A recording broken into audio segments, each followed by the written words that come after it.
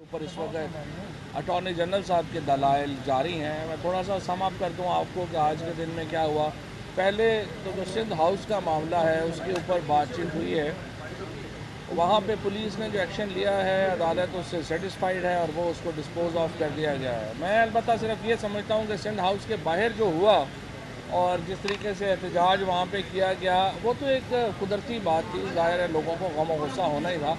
Sindh house के अंदर जो बदबूदार खेल खेला गया है उसका जो मुदावा है वो अभी तक नहीं हुआ। और सिंध हाउस में जो खच्चर ट्रेडिंग, जो घोड़ा ट्रेडिंग, जो गधा ट्रेडिंग का जो बाज़ार और मंडी लगी है उसका मुदावा अभी नहीं हुआ। बाहर तो जो बच्चे थे या जो हमारे पीटीआई के जो लोग जो अपने गुस्से पे काबू नहीं रख सकते उन्होंने आगे एक पुरअमन एहतजाज किया, उसके ऊपर पुलिस ने कार्रवाई भी कर दी, वो मामला डिस्पोज ऑफ भी हो गया। लेकिन असल बात तो ये है पाकिस्तान का जो किस्मत है, पाकिस्तान का जो मुस्तकबिल है वो तो इस बात से जुड़ा हुआ है कि अदालत हॉर्स ट्रेडिंग के ऊपर कार्रवाई करे, खच्चर ट्रेडिंग को बैन करे, गधा ट्रेडिंग को बैन करे और ये जो बिकने का खेल है इसको बंद होना चाहिए। जिस तरीके से लोगों को पैसे दे के वहाँ पे ख़रीदा गया, जिस तरीके से ज़मीर फरोशी हुई उसको रोकना ज़रूरी है। और मैं ये समझता हूँ आर्टिकल 186 में जो आज रेफरेंस चल रहा है उसमें जो ये असल जो नौइयत के सवाल हैं वो ये हैं। और अटॉर्नी जनरल साहब ने इस वक्त तक जो नुक्ता जिसके ऊपर बात की है, सबसे अहम नुक्ता ये है कि क्या जो MNA है या मेंबर पार्लियामेंट है उसका जो वोट है वो उतना ही आज़ाद है जितना कि एक आम शहरी का, या उसके ऊपर कदगन है।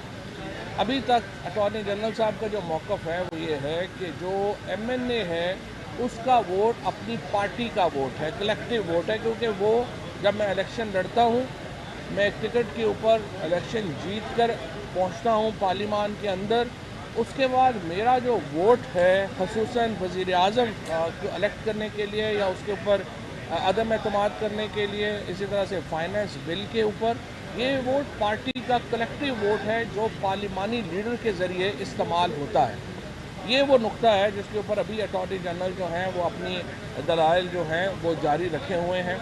और अगर ये वोट जो है इसके ऊपर रिस्ट्रिक्शन ना होती तो फिर आर्टिकल 63 लाने का फ़ायदा ही नहीं था। अभी अटॉर्नी जनरल साहब ने जो बेनज़ीर भुट्टो केस है वो कोर्ट किया है, जिसमें ये सारी बात बड़ी फसाहत से सुप्रीम कोर्ट ने पहले बयान की है।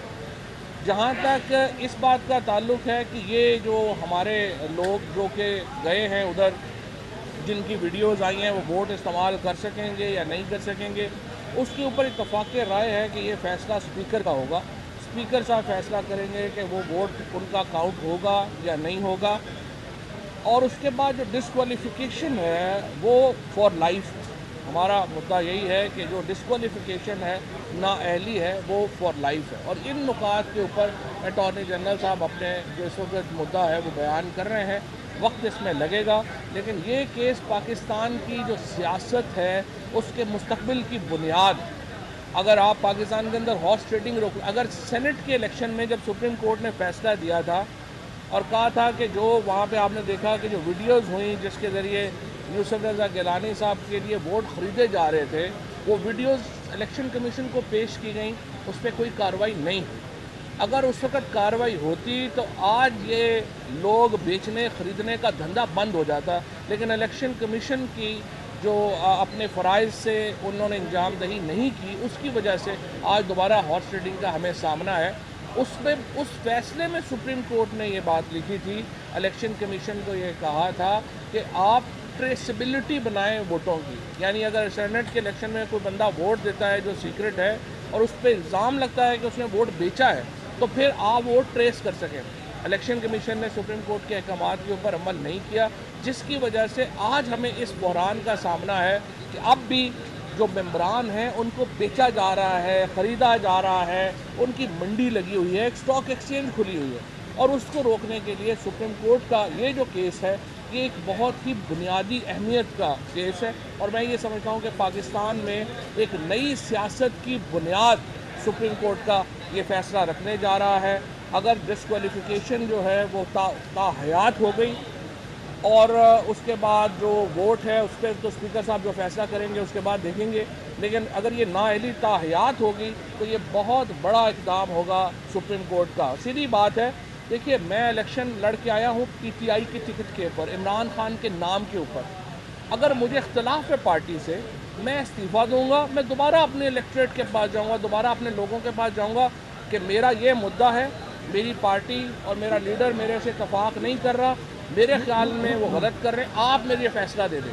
عوام کا ووٹ ہوگا تو آپ دوبارہ واپس آ سکتے ہیں، لیکن یہ تو نہیں ہو سکتا کہ میں عمران خان کے نام کے اوپر ووٹ لے کے آؤں، کسی پارٹی لیڈر کے نام کے اوپر کسی مینیفیسٹو پہ ووٹ لے کے آؤں اور میں پھر اسی کو ہی خنجر گھونپ دوں. تو مجھے امید یہی ہے کہ یہ فیصلہ ایک کلیدی فیصلہ ہوگا ہمارے مستقبل کے لیے. اچھا فواد صاحب میں صرف یہ کہنا چاہوں گا کہ جس طرح فواد چودھری صاحب نے کہا کہ کچھ لوگ ایسے ہیں اس ملک میں اپوزیشن میں کہ جو یہ جانتے ہیں کہ 2018 میں ووٹ عمران خان کو پڑے، لیکن عمران خان کو پڑے ووٹ کو خرید کر اب وہ اپنی حکومت بنانا چاہتے ہیں. تو اب ہم نے یہ دیکھنا ہے کہ آیا آئین اس چیز کی اجازت دیتا ہے کہ نہیں. یہ سلسلہ آج سے شروع نہیں ہوا. سینٹ کے الیکشن میں جب عبدالحفیظ شیخ سینٹ کا الیکشن لڑ رہے تھے تو آڈیوز آئیں، ویڈیوز آئیں جہاں پہ کھلے عام خرید و فروخت کی جا رہی تھی. میں سمجھتا ہوں کہ اس وقت ایکشن اگر لیا جاتا تو آج یہ سندھ ہاؤس کے اندر جو ہوا ہے، جو میں سمجھتا ہوں کہ پاکستان کی سیاسی تاریخ میں ایک دھبا ہے، یہ دوبارہ نہ ہوتا. لیکن بہرحال اب بھی دیکھتے ہیں آئین کے، ہمیں پورا یقین ہے، ہمیں پورا اعتماد ہے آنریبل سپریم کورٹ کے ججز پہ کہ وہ آئین کی تشریح اور آئین کی پاسداری جو ہے وہ ہمیشہ کی طرح ٹھیک کریں گے. اور یہ جو راستہ کھلا ہے پاکستان میں ہارس ٹریڈنگ کا، جو کہ معذرت کے ساتھ یہ پچھلے 2-3 سال میں یہ جو ہماری پی ڈی ایم حکومت کے نام پہ ایک جو تحریک بنی ہوئی ہے، جو اپنے آپ کو جمہوری موومنٹ کہتی ہے لیکن وہ خرید و فروخت کی موومنٹ ہے. اور جس طرح بالکل ٹھیک کہا فواد چودھری صاحب نے کہ اگر میں ایک رکن ہوں قومی اسمبلی کا تو میرا ووٹ جو مجھے ڈلا ہے وہ صرف میری ذات کو نہیں ڈلا، وہ جس انتخابی نشان سے میں لڑا ہوں، جس سیاسی جماعت سے میں لڑا ہوں، وہ اس کی امانت ہے.